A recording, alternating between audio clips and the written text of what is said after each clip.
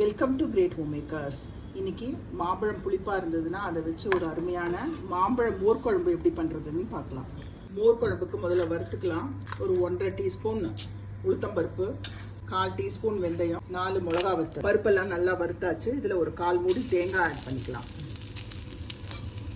இது தண்ணி விட்டு மிக்சியில் நல்லா நைஸாக அரைச்சிக்கலாம்.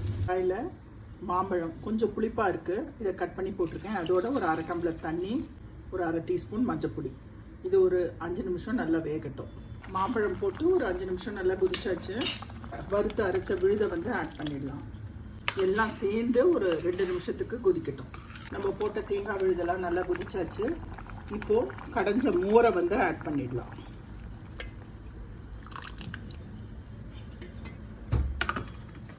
கடைசியாக நம்ம உப்பு ஆட் பண்ணிக்கலாம். இது கொதிக்கக்கூடாது. பொங்கி வரும்போது அப்படியே நம்ம ஆஃப் பண்ணிடலாம். கருவேப்பிலை பாருங்கள், நல்லா பொங்கி வருது. இந்த ஸ்டேஜில் அடுப்பை ஆஃப் பண்ணிடலாம். தேங்காய் எண்ணெயில் கடுகு, ஒரு வெட்டை மிளகா, கருவேப்பிலை தாளிச்சிடலாம். நம்மளோட டேஸ்டியான மாம்பழ மோர் குழம்பு ரெடி.